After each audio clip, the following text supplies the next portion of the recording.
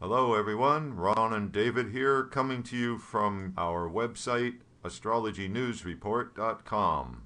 Now we look at the upcoming planetary patterns and predictions. What's in store in the heavens for October 27th to November 3rd and beyond.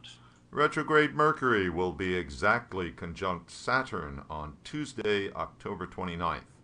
Communications are already slowed down when Mercury is retrograde. Now add in Saturn, the planet of delay, and the result is even more delay than usual. Saturn is also the reality check planet. Mercury, as the planet of the rational mind, becomes the planet of decisions. A retrograde planet signifies going back over the past. Thus, Saturn with retrograde Mercury means having to come to terms with past decisions, like spying on your friends, just because you have that capability. And the downside is that since Saturn also signifies suffering, you may have to suffer due to the past decision. Can you think of an example, David? Oh, yes. Well, certainly the Republicans are suffering. The consequences of their decision to shut down the federal government have made them really unpopular with the voters. Indeed. Well, Venus enters Sagittarius on Wednesday, October 30th. Venus will form a sambandha, a relationship, with Jupiter due to being in Jupiter's sign Sagittarius, while simultaneously being in mutual aspect with Jupiter. Both Jupiter and Venus are natural benefics in Vedic astrology, but their energies are not friendly towards each other. Venus is love, and Sagittarius, as well as Jupiter, signifies beliefs.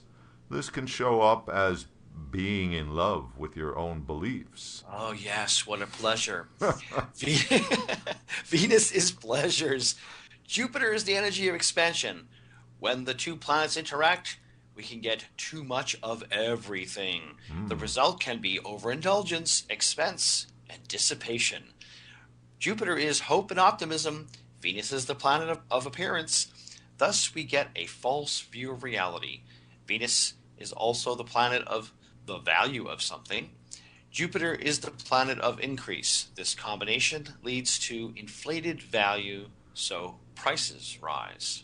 Uranus and Mars form an exact quincunx aspect, also called disjunct, to each other on Thursday, October 31st. Mars sends a full force aspect 8 signs ahead of itself. Mars is at 15 degrees Leo. Uranus is at 15 degrees Pisces, 8 signs ahead.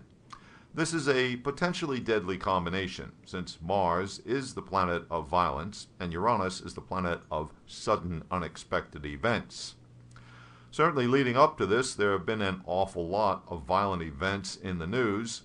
And just recently, the Italian volcano, Mount Etna, is now erupting. Yes, turning back the clock a bit, the last time this aspect between Mars and Uranus was exact was in November 2011. That was when Silvio Berlusconi resigned as head of Italy's government, throwing that country into turmoil. That same week, a huge explosion blew up an ammunition depot in Tehran, since blamed on the Israelis, who were bent on taking out some significant Iranian rocket technology. Or so they say. Yes. Mercury, while moving backwards in Libra, hits Saturn on Tuesday. Then it hits Rahu on the weekend. Mercury combined with Rahu's energy can give some strange events. Since it is an eclipse point, Rahu can obscure things. Mercury is the planet of communication and the planet of media. Putting them together gives us disinformation. Mercury is thinking in ideas, and when retrograde, results in backwards thinking. Rahu is obsession. We can expect more weird news, obfuscation, and irrational commentary from the usual talking heads in the coming week. Also on Sunday, November 3rd, it will be the new moon at 17 degrees Libra.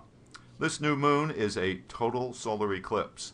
The eclipse will be visible over the mid-Atlantic and Central Africa.